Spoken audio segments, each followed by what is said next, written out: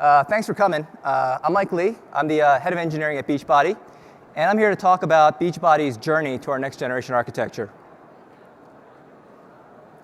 To do that, we're going to start with a little bit about Beachbody's history, and then I'll walk you through the story of how we bridged from our legacy to our next generation architecture. And then I'll have a use case demo of our new publishing workflow. And then lastly, we'll take any questions you may have. I highly recommend you guys think of some questions, because we have some great Beachbody programs we're going to give to the first two people that ask questions. So thanks. Beachbody's mission has been and always will be to help people live healthy and fulfilling lives. What started off as a simple direct response marketing company has ballooned into north of $1 billion in revenue and is one of the most diversified companies I've ever worked at. Everything from network marketing to supply chain management with our supplements and meal replacement line, apparel, workshops, and classes, and even our digital streaming offer, which is our Beachbody On Demand product. Today we have over 400,000 coaches in our network, and we're continuing to grow.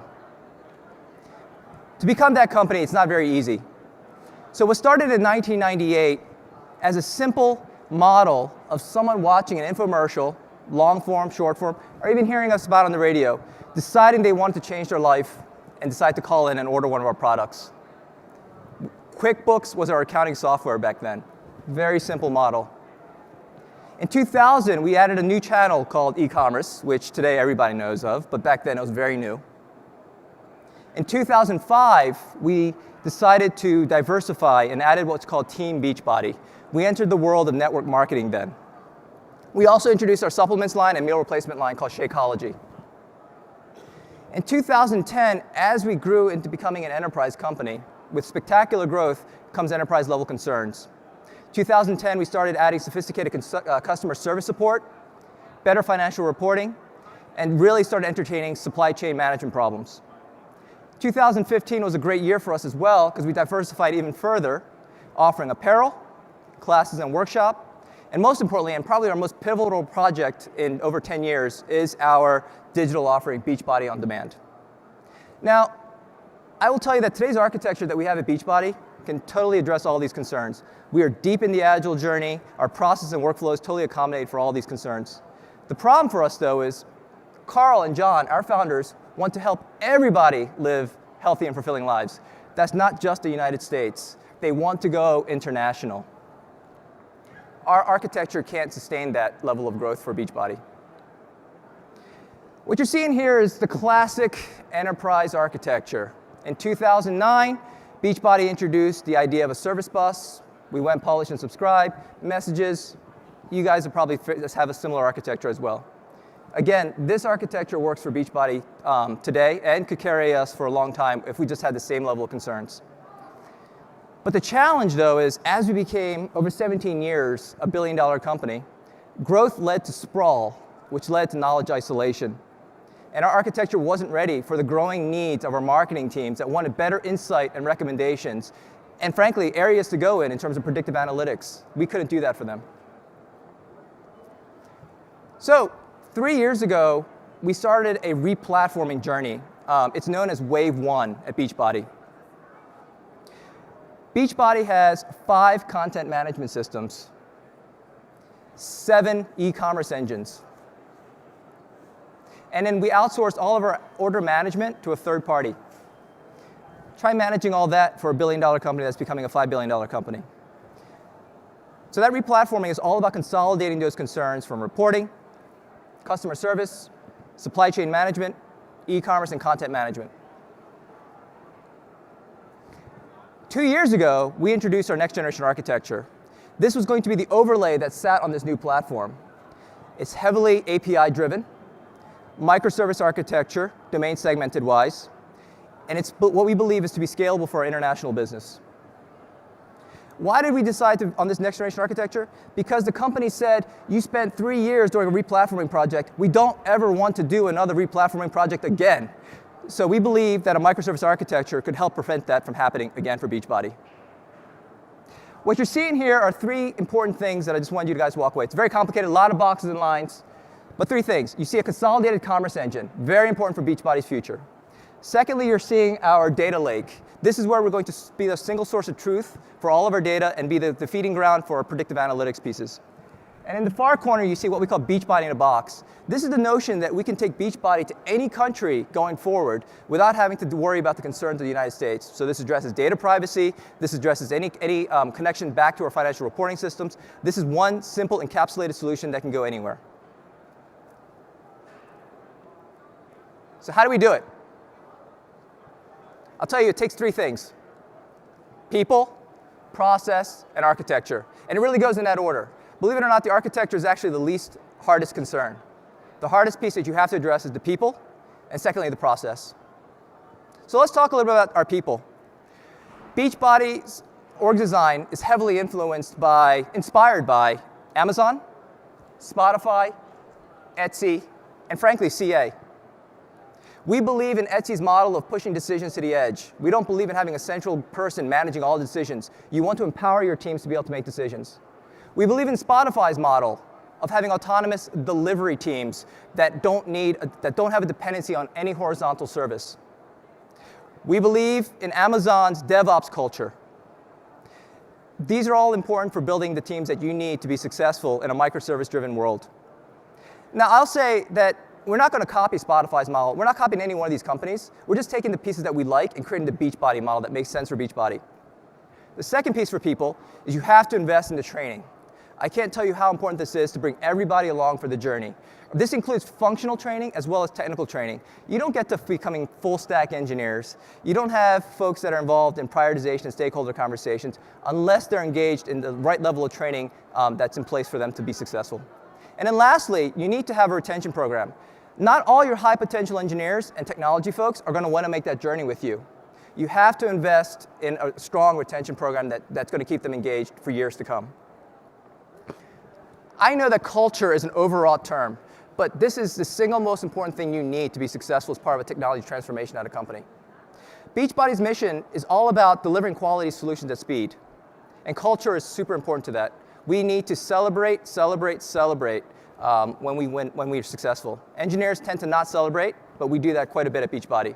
We have incredible events as well. We have hack days, we have bug smash days, we have beer bashes. We support the community very much with meetups, guilds, lunch and learns. These are incredibly important for our culture.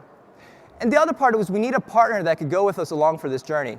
So we met CA about a year ago, and I can't tell you how much Jimmy Benson and his CA account team live the values and execution that Beachbody also subscribes to. They've been with us every step of the way, and they continually support us, even today. We've had our bumps in the road, but CA has been an absolute great partner for us. They even sponsored our Hack Day this recently in September, which is fantastic. The second part is process. So we wanted to take the better practices of TOGAF, the Open Group Architecture Framework, and we brought a light version of that into Beachbody. And we created what's called a Technology Review Board. This is an opportunity for anyone that's responsible, accountable, consultant, or informed to get together and give their feedback into whatever architectural direction we wanted to make, and we would have their support. Now, a TRB, a Technology Review Board, in of itself doesn't make any sense if it's not incorporated into the product delivery lifecycle. So we worked very hard with our stakeholders to make sure those were well connected. And lastly, for the technology folks, this feeds into what we call our tech radar. This is heavily inspired by ThoughtWorks, and we use it today at Beachbody. This gives our technology folks an opportunity to see what we're looking to sunset, what technologies we're looking to invest in, and then what technologies we're looking to pilot. And it's a great quarterly deliverable that the Office of Architecture delivers and shows to everybody. Now, one of the challenges that we had when we started this microservices journey was we started with microservice envy. And we thought that infrastructure as a service was going to be enough to get us to become a microservice architecture. I will say, it does. Now, your mileage may vary, but for us, it doesn't make any sense. We have to invest in platform as a service. Without this, there's no way any of this works for Beachbody. And now you may be asking yourself, why do you have platform as a service as a process and not as an architecture?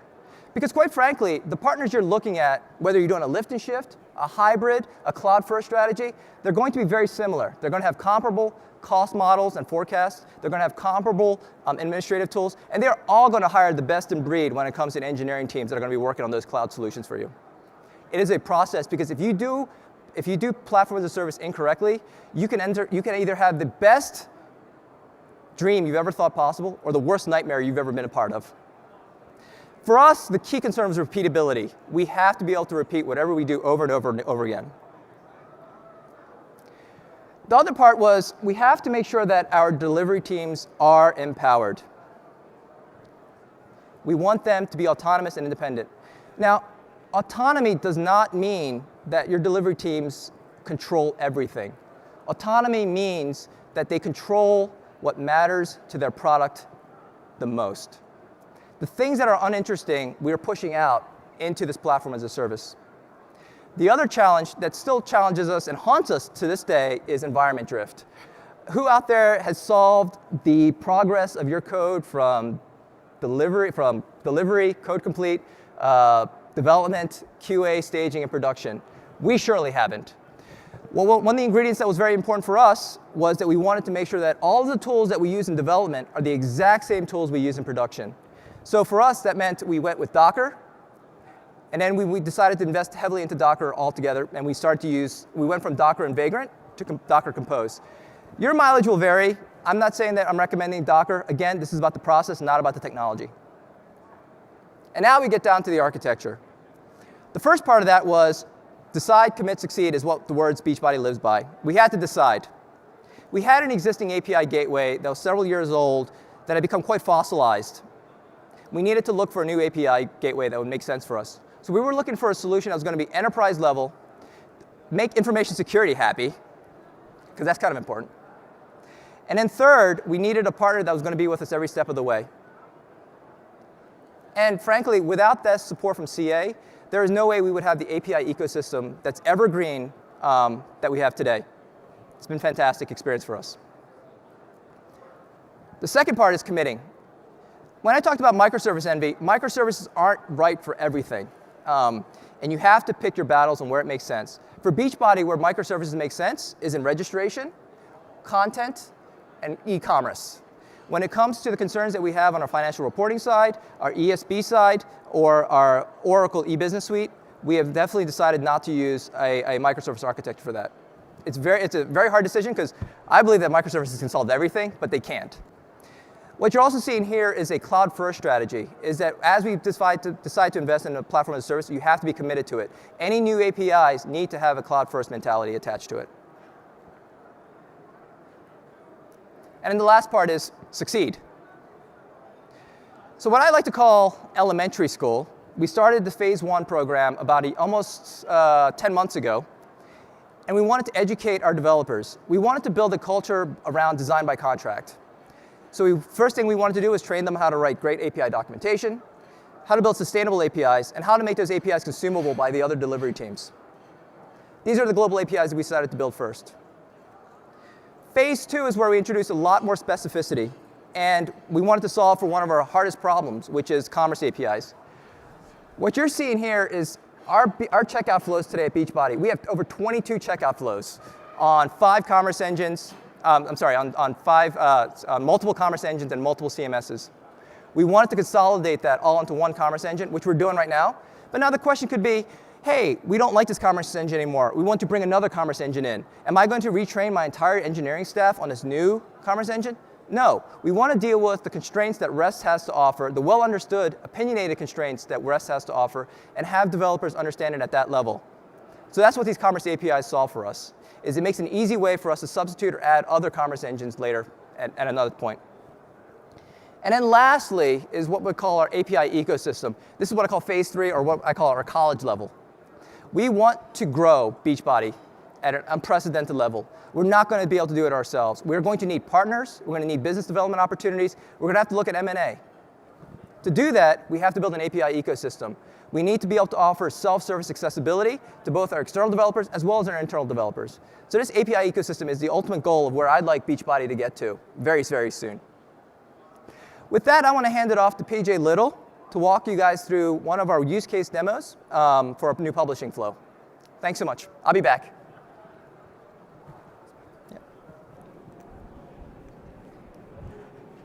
Thanks, Mike. My name is PJ Little, an architect at Beachbody. And to build on what Mike has been talking about, we're going to walk through a use case to our publishing flow, which really speaks to the tech transformation that we've been realizing at Beachbody.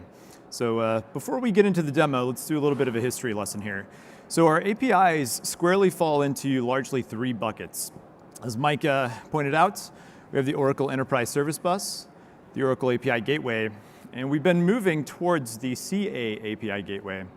The idea being that we can use that to leverage our resources in a more agnostic way, kind of leaning towards more smart endpoints and dumb pipes. And so like anybody, we have legacy systems that we have to support. We have APIs that are going to be there. We're trying to deprecate the first 2 buckets and really move in a more future-facing way using the CA API Gateway.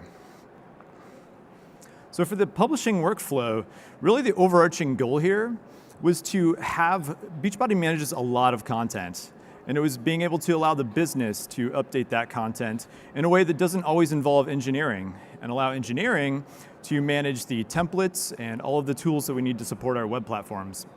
Kind of having the multiple swim lanes there. And really the cornerstone for that was a reusable content API. So having something that abstracts our CMS and really allows us to use a modern tool set and forward-facing tool chain that allows both the content editors and the engineers to deliver speed to market quality. That's really what it came down to. This is really roughly what it kind of looks like. So your classic CMS, on site, you make a request. The content comes from the CMS. It also serves as the rendering layer. What we ended up doing was moving that out to a content API, which serves as an abstraction to our CMS. The CA API Gateway is the intermediary, and we have a front end that is a single page application that we've chosen to author in React. Teams really control these 2 things as they're cloud focused, and they're able to move much faster than we were previously on premise. And with that, we will roll the demo here. So this is a really good example of one of our landing pages. So a lot of content. Beachbody has a lot of products. We colloquially refer to these as our long scrollers. There's a lot here, but it's for the most part static content. And you can imagine I get a ticket from the backlog, and we need to update the template to remove, say, the starburst there, and maybe the write a review. Maybe we just decide that we want to move that somewhere else. So you can imagine, as a developer, I'm creating my feature branch. I want separation to put my work in one place. I've got a Jira ticket. And in this case, I am updating the hero template. I'm going to add a quick summary here that kind of outlines what that is. This is the actual project that you just saw running, and it's, again, a React-based project. So everything's a component. So this just happens to correspond to the hero component we were just looking at. I'm going to go in. And as per my ticket, I'm going to get rid of the burst, and I'm going to remove the write a review. And then we'll make sure we'll head to the top here, get rid of that import that is no longer needed, save that. And with any change, we try to make sure that our products and APIs are well versioned so we know what to expect when they get deployed. So the last thing I'm going to go do here is bump this from 0.25 to 0.26. And as any good developer, we're going to go and run our code quality tools locally to make sure that it corresponds to our conventions and standards, as well as our unit test pass. And then it's going to do a build, which in this case is Webpack based, which really helps optimize things on the web front end. And we end up with these nice little bundled assets that we can then deploy as artifacts. So the build succeeded. I'm going to go back to my feature branch here, just double check my changes. I've incremented the version, and I've removed things from the hero components. Really quick kind of updates here to give someone context. I want someone else to review this and make sure that my changes are good. So we've got that. I've committed that to my branch. And then, kind of in GitHub fashion here, I'm going to open a pull request, which is really my request to merge this into master, which ultimately is going to get deployed. I've opened the pull request. As you can imagine here, someone can quickly go view the changes that I've made and leave comments or otherwise give me feedback on the changes. In this case, I'm going to give myself a thumbs up, and we'll leave that there. And I'm going to merge the pull request, and that's really going to go from my feature branch to master. And as soon as I've done that, this kicks off my build process and the kind of the background build system that we have. This typically takes a couple minutes. It's not too bad, especially for some of the things that we're doing, which includes the push to AWS whenever anything is committed to master. And effectively, there's a few things we'll look in the meantime. So this is actually the content API, which has a health check endpoint. The health check endpoint really just has an all up, am I working or not? Can I load my own config? Can I talk to my underlying CMS? And of course, it has its own version as well. You can imagine this being used to drive operational dashboards and generate alerts. So this is one part of the standards that we have for our service development. Likewise, this is literally what's coming back from the content API for the site that you just saw. So our content really comes down to a lot of copy. It's videos, it's images, a few other assets, maybe like PDFs. You will see some interactive forms on these pages every now and again. But for the most part, this content is localized. I did not provide a locale on the URI there. And what's happening is I'm just getting everything back in English. So still kind of waiting on the build here. It takes just a couple minutes. But other things that we found greatly beneficial from kind of this approach, this is actually an example of what the API looks like. This is our provider to the CMS. Some things that we realized as being greatly beneficial to this approach is that it does allow, if developers want to specialize on like a front end or a back end, it allows for that, but it also still facilitates a full stack workflow as well. Likewise, we got into a mentality where we're designing by contract. So to stand up these pages, historically, maybe you're waiting for a service team to develop you an API to be able to move forward. Here we can establish a contract, and the UI team can easily create mocks that allow them to move forward with UI development. Likewise, you can see here, I've pulled up the size page again, and it's currently running 0.25, which is the version prior to me making these changes. It is a release build, and it's detected that I'm using ENUS as my locale currently. Something else that we also kind of realized as a benefit out of this is that it allowed us, with the decoupled architecture here, we were able to use best of breed tool sets. Obviously, things like Webpack and React are very specialized. And we would realize particular, like maybe page load times being about 2x as fast as they were previously. So build should almost be done here. There's the email. So looking very quickly here, all my tests have passed. Those run on the build machine, and it has run a deployment, which means it's successfully been pushed to AWS. And if I refresh this page, sure enough, the version is 0.26. The burst and the write a review are no longer there as per my ticket. And this just illustrates how that in a few minutes, we can really empower teams to make changes and see them live with very little overhead. It really adds a lot of the other aspect of this is where the business goes to make content updates. They don't have to engage engineering. So if I go to the hero section, I can see there's my call to action image, there's my call to action copy. I'm just going to quickly add hello CA World 2016 here. You can imagine multiple people in the business just wanting to make changes on a fairly regular basis. And a full approval workflow is kind of built into this tool. I'm just going to go and publish this. And you can see the content really maps very closely to our React components, which makes it a little easier to understand what's going on.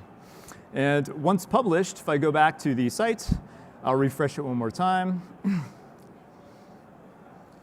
And there we go. Hello CA World 2016 is now in the copy. So again, just showing how we can empower both the business and engineering to deliver speed to market at quality. So thank you.